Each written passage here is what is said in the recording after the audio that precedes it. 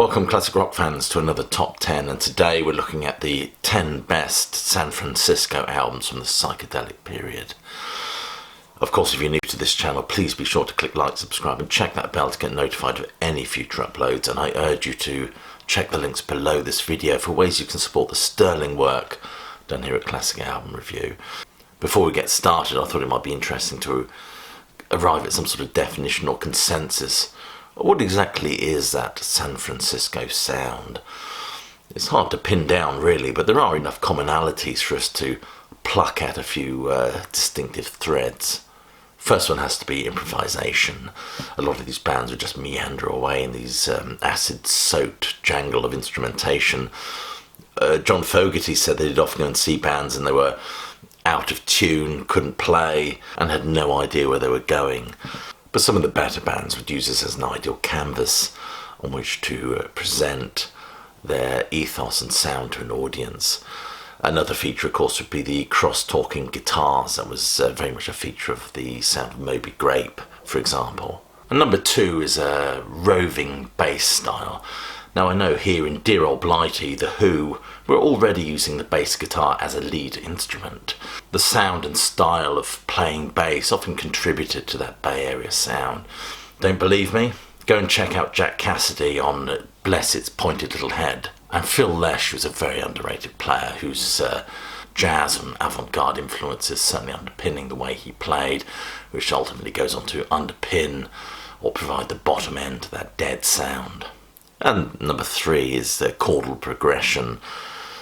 Pete Townsend said he and Ray Davies are responsible for introducing the suspended chord into rock and roll. How correct he is, I'm not sure. I'll leave that for the beard strokers out there to mull over. But nevertheless, within that San Francisco sound, there was interesting exploration of chordal progressions that weren't commonly found in rock and roll. And that also feeds into the very regional and distinctive sound. Other than that, one of the other contributing factors at this time has to be the proliferation of psychedelics. Ray Manzurek said, and I'm quoting, that substances like LSD existed to put you in touch with spirits beyond yourself, with the creator, with the creative impulse of the planet. Interestingly, of course, LSD was made illegal in California in 1966, with the other states soon to follow. So enough of this waffle and flim-flam, I hear you say. Let's get on with this list. The 10 best San Francisco albums from the psychedelic period. Number 10 is Electric Music for the Mind and Body from 1967 by Country Joe and the Fish. This band was certainly influential in terms of the San Francisco sound, although I think they originally hailed from Berkeley, California. It could be argued that this album is one of the most important and influential documents of the psychedelic era, employing all those psychedelic tropes we just so love, from the electric fuzz of guitars and swirling organ, as well as dreamy soundscaping. And they're distinguishable from the Jefferson Airplane and the Grateful Dead, who were still operating within the paradigms of folk and blues at this time. The Jefferson Airplane are still very much toying with their sound, and the Grateful Dead were trying to work out to transpose their live act into the studio. The fish in the band's name actually comes from a simile used by Chairman Mao. The sort of revolutionary is like a fish that swims in the ocean of the people. But this is, of course, very indicative of the band's politics. And speaking of politics, one group, or faction, I should say, that were quite prominent at the time were the Diggers. And the Diggers were very anti-capitalist and anti-imperialist and would often hand out free food in Golden Gate Park. But they were also irked by the hippies' political apathy. They would often carry banners that said, "Never mind the Vietnam War, the flowers are lovely." Country Joe and the Fish delivered that fully formed and uncompromising body of psychedelic music, from feel-good vibes to apocalyptic swirls, like the soaring guitar and keyboard excursions, Flying High, Section 43 bass strings, and the Masked Marauder. The more folky sensibilities, of course, represented in tracks like Sad and Lonely Times and, of course, MacDonald's personal ode to Grace Slick, entitled Grace. This album is so dripping with acid, it virtually pulsates as you listen to it. Number 9 is Loosen Up Naturally from 1969 by the Sons of Champlin. This band were very much on the radar, signed by Capitol Records, who put out a double album as their debut. They consisted of numerous musicians within their very short-lived tenure, looking to establish that Hammond B3 and horn sound, which very much set them apart from the guitar-based lysergic bands of the Bay Area. Comparisons have to be made with their Chicago counterparts, of course, the Chicago Transit Authority, who also put out a double album as their debut, and what a fine, fine album that is. Both bands defined by horns and that pulsating soul sound.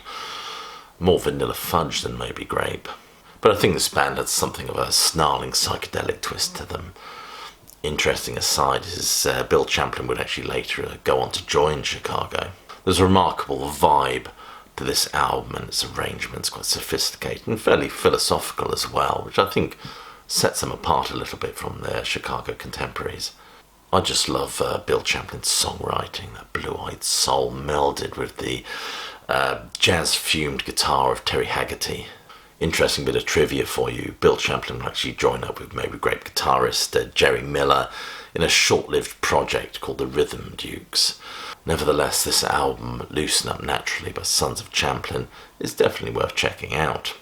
Number 8 is Children of the Future by the Steve Miller Band from 1968. Man, I love this album. It's a psychedelic blues rock out. This record was recorded at Olympic Studios in London, and at the helm was the legendary producer Glyn Johns. Now, Glyn Johns tells quite an interesting story in his autobiography about how he was called to vouch for Steve Miller and his entourage after a hash-filled fruitcake was found in their possession. It was probably down to Glyn Johns to make sure it disappeared. Abracadabra, so to speak. But if I had to describe their music, I'd say it's like West Coast rock, inflected with the smudge of psychedelia that firmly roots it in 1968. Nevertheless, this album is shrouded, in the words of one reviewer, with the misty pathos of the UK. No doubt Glyn Johns' influence there, I think. Boz Scaggs contributes to some of the writing on this album, but the lion's share goes to Steve Miller. I adore side 1. It's a psychedelic blues free-for-all wrapped up in that ornate and trippy splodge of sound that firmly roots it to the tropes and production affectations of the time. The keys and swells of the title track beautifully segues into Push Me Through It and In My First Mind. And let's not forget that far-out journey to the organ-inflected The Beauty of Time Is That It's Snowing. Side 2 lacks that, what I would call that narcotized floatiness. But what it does have it contains songs that Steve Miller would continue to play in concert for a number of years after this record. Tracks like Baby's Calling Me Home and Stepping Stone. In my opinion, Children of the Future is a great, great debut album. And number 7 is Santana, the debut album from 1969. This is one of those most remarkable of debuts, and it sets the benchmark for that Latin-infused rock, in the same way Hendrix sets the benchmark for his own brand of impressionistic psychedelic blues. They were part of that second wave of San Francisco bands that did not sound as psychedelic as their forerunners, mostly due to Santana's guitar work and the wild percussionist. Beautiful melding of influences here, as I've said, with the fusion of Latin American music with rock and roll, blues and jazz. This band were skillful interpreters of other people's songs, there's no doubt about that. And the San Francisco rock scene at this time was very much influenced by those guitar-driven jams, defined by blues, rock, folk and even Eastern modalities, all bleeding into that psychedelic splurge of sound that very much defined the area at this time. But Santana added something to the mix, something quite unique, mystical and involving without being too trippy. It's a mix of Latin percussions with some very driving rock grooves. And wow, that guitar sound, its snarling and its fluidity very much suited the ebb, flow and swing of this music. It's a great record, an abundance of impressions, loose collective explorations, all built around those infectious riffs, giving this music an exotic flavour.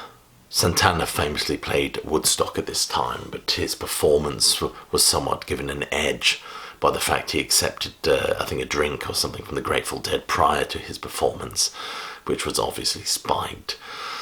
Santana went on to say that he found the experience quite unnerving, but I think he's perhaps forgiven them since then. All water under the Golden Gate Bridge, eh? Nevertheless, it made for a powerful and creative performance. Timothy Leary said that courage is the key to creativity.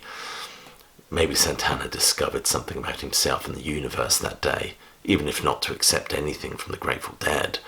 Interestingly, Timothy Leary died in 1996, and in 1997 his ashes were sent into outer space. I mean, how appropriate.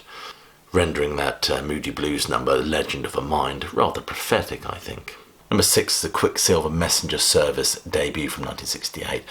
This album is considered tighter and more restrained than their live performances that would often meander into these, stretching these standard blues numbers into these virtuosic jams. They had been knocking around the Bay Area since about 1964. They didn't put an album out to 68. Interestingly, the guitarist and singer said, that's Gary Duncan by the way, said, "This was because we had no ambition towards making records. We just wanted to have fun, play music and make enough money to be able to afford to smoke dope." While many would consider the album Happy Trails to be this band's finest record, and I'd probably have difficulty arguing with that, nevertheless I love this album. It has a captivating and naive energy to it. It certainly contains their strongest set of studio material, especially with the accent on melodic folk rock. These are tracks that this band no doubt have been thrashing out for a number of years.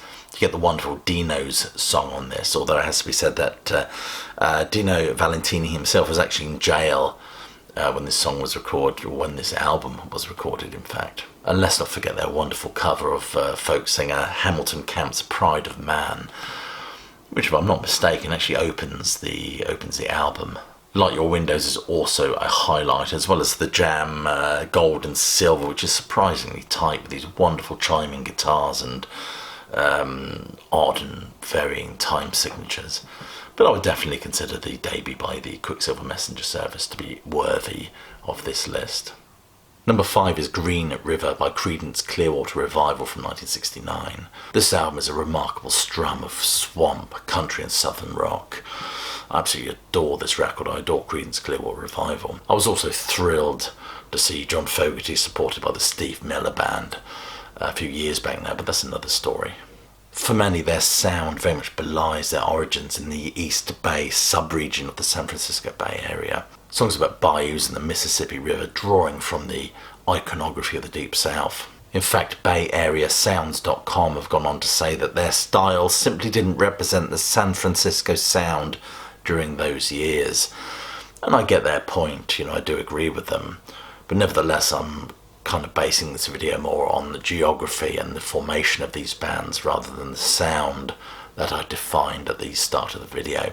Creedence favoured tightly structured numbers that immediately put them at odds with the more spaced out and improvisational nature of the San Francisco scene. And they also generally steered clear of many of those psychedelic tropes and affectations that very much came to define the period. This band, with its chugging rhythms and Fogerty's yowl, has been described by one critic as the sound of a hot, humid summer night amid the deep country backwoods. What makes this band so interesting for me is John Fogerty's writing, which often addresses some pretty dark subject matter, death and sin and hopelessness, all uplifted sonically by being wrapped in these steady rock rhythms and poppy sounds. It creates an interesting, ironic conflation between the overall sound and the subject matter. Maybe it was a dig at the naivety of the hippie movement, that kind of flowers in your hair nonsense. Interesting aside, of course, that that record, the Scott McKenzie record, If You're Going to San Francisco, Wear Some Flowers in Your Hair, was actually written by Papa John Phillips of the Mamas and Papas to promote the Monterey Pop Festival. William Schnabel, in his excellent book on Haight-Ashbury, says that the song could not have been written by a hippie from the Haight-Ashbury area because it was just too Sunset Boulevardish. I have to say that I think Green River is an absolutely remarkable album. John Fogerty, in his autobiography, has said that Green River is my favourite Creedence album. I felt like that one hit the bullseye at the very centre of my soul. Number 4 is Moby Grape, the debut album from 1967. This band's career was beset by disasters. Anything that could have gone wrong did go wrong, from poor handling by their record company, legal problems, appalling management, not to mention the old the old chestnut of falling out between band members over creative differences. And that's even before we get to the psychological deterioration of Skip Spence, whose mental health problems were only exacerbated by copious amounts of LSD. Of course, Skip Spence had just left the Jefferson Airplane. Nevertheless, this album is a triumph as far as I'm concerned. They had a very unique and specific sound built around those clear, bright harmonies of the band members, not to mention the interwoven guitar work of Jerry Miller, Peter Lewis and Skip Spence. It was a blend of rock and roll, blues and country with some folk accents as well, all contributing to the experimental and lysergic energy of this band. And producer David Rubinson got the very best out of them as well, presenting this music in all its uncluttered clarity. The stereo mix of this record is really, really good as well, which is unusual for this time because stereo mixes tended to be an afterthought. Not a lot of time or thought was lavished on them, many of them being absolutely truly dreadful. Wonderful tracks on this album, Omaha, Hey Grandma, but the standout number on this is Sitting by the Window. I just love that song. A band that famously based their name on a rather lame joke are anything but with this record, but with its famous flipping the bird's sleeve. They seem to have everything going for them, apart from good judgment and luck. Number 3 is Cheap Thrills by Big Brother and the Holding Company from 1968. This is one of 1968's most successful albums. Now, Janis Joplin and the Big Brother Holding Company had got extensive news coverage after their phenomenal performance at the Monterey Pop Festival in 1967. And thank heavens it was filmed after some initial wrangling, I believe. But what really makes this album stand out is that arresting cover by counterculture artist and hero Robert Crumb. Interestingly, Robert Crumb said he really didn't like that 60s psychedelic pop. But nevertheless, this sleeve is something else. It's one of the most lavish sleeves produced by Columbia Records, even rivaling perhaps the wonderful sleeve by Peter Blake for the Beatles. For this album, they wanted to engineer a specific vibe, an atmosphere of a live album. Producer John Simon recorded audience noises and audience responses to superimpose upon the recording. I think there's only one song on here that was actually recorded live, and that was Ball and Chain, which was recorded at the Winterland Ballroom. Listening to Janis Joplin sing, I don't think I've often heard a voice that comes over as that emotional, that desperate. I mean, my word, you can see why Columbia were keen to sign them after that remarkable performance at the Monterey Pop. And Cheap Thrills, in my opinion, is her finest moment. Her rendition of Gershwin's Summertime is the best, arguably the best reinterpretation of a standard, I think, up to that point. Other tracks on there, the shimmering number Turtle Blues, is absolutely remarkable. And she comes across as a kind of a melding of Bessie Smith and Memphis Minnie, and that band, of course, Big Brother Holding Company, a perfect example of that San Francisco guitar-driven sound. I think Crumb went on to say that he felt that Janis had a fabulous voice, but that the rest of the band were absolutely terrible, or words to that effect. Interesting, Robert Christgau has said of this album that it's Big Brother's first physically respectable effort. Interestingly, Bill Kreutzmann of the Grateful Dead saw Big Brother and the Holding Company with Janis Joplin perform at the Carousel in San Francisco, and he described it as nothing less than incredible. Interestingly, the Carousel in San Francisco was a club joint owned or joint run by the Grateful Dead, Jefferson Airplane, and the Quicksilver messenger service. So as you can imagine, that was a short-lived venture. Number 2 is Anthem of the Sun by the Grateful Dead from 1968. The drummer Bill Kreutzmann described this album as Dead's most experimental album. I mean, the band were very much about trying to capture that live sound. So subsequently they went on the road and recorded loads and loads of live performances and kind of spliced them all together. Jerry Garcia said this is more of a montage than an album. And the tour on which this album was recorded was a joint venture with the Quicksilver messenger service. I think the tour was billed as the Quick and the Dead, from which all this material was harvested. The band had been described as resembling mad scientists trying to put this together. The record company were very unhappy with what the band were doing in the studio, often accused them or wrote to them saying that they were being incredibly unprofessional. In fact, the record company were not happy with anything the Grateful Dead put out until Working Man's Dead. One critic has said that the band at this point were exploiting studio technology to demonstrate how these songs are a mirror into infinity. With Garcia suggesting that LSD was very much at the heart of this album, as it was very much the heart of the band's live shows at the time. He said, "We mixed this album for the hallucinations and it worked great. You get dead standards on here like That's It for the Other One, which is composed of several psychedelic passages with Garcia's vocals on the opening movement, cryptical envelopment. The band were creating strange hybrids of studio tracks and various live parts stitched together from different shows, as I've said. But what's interesting is how the different cuts kind of dissolve into each other. There's an apocryphal story surrounding the recording of this album, and Bob Weir suggests to the producer David Hassinger if they could record the sound of thick air. Hassinger just, I think, put down his mug of tea and just walked out. There's no doubt when you listen to this that the influence of Stockhausen and other avant-gardists certainly come to the fore. Owsley Stanley was a key figure within the Dead universe at this point, described by the New York Times as the artisan of acid, due to his not only his abilities as a brilliant sound engineer, but also as a creator, if you like, of top-grade LSD. Whilst we're on the topic of LSD, Albert Hoffman's obituary in Rolling Stone described his creation as a Teutonic shift in consciousness. This album certainly seems to be about exploring that shift between structure and formlessness, rendering the album a genuine psychedelic experience. The band's music prior to this, obviously that first album I think was a disappointment to the band, but prior to that it was music that accompanied the acid tests, which Garcia described as a study of chaos. Nevertheless, it impressed Owsley Stanley, was certainly taken with this band's sound. In fact, I think he described Garcia's playing as guitar playing as having a power of thought and emotion all rolled into one veritable tribal experience. Anthem of the Sun very much represents the Dead's evolving sound. We get Born Cross-Eyed, which features a sample of Miles Davis's Sketches of Spain, and the auricular montage of That's It for the Other One, not to mention the Pigpen Blues, of course. And Dark Star, that early Dead classic, was born of these sessions. Number one is Surrealistic Pillow by the Jefferson Airplane from 1967. When we think of Jefferson Airplane, our mind instantly conjures up that menacing pulse of the bolero, Lewis Carroll metaphors, and clever allusions to the narcotized state, but it's the sound and the music on this record that makes it so extraordinary. If I may quote Wikipedia, Jefferson Airplane's fusion of folk rock and psychedelia was original at the time, in line with the musical developments pioneered by the Byrds, Mamas and Papas, Bob Dylan, Yardbirds and the Beatles.